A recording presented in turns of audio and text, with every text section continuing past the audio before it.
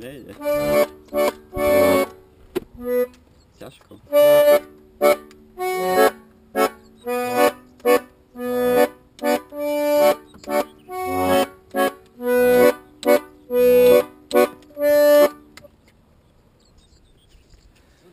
Takže sme tu na Ukrajine, niekde v nejakej prdeli, na lúke, medzi ničím a ešte väčším ničím.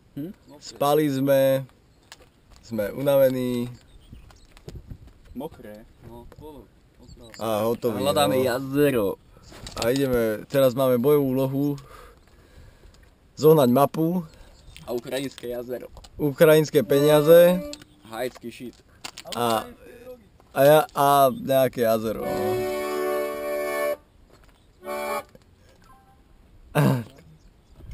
Chlapci z Rožňavy takto chodia.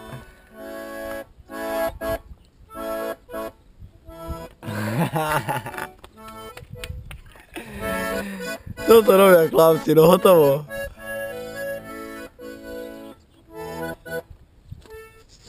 Hotovo.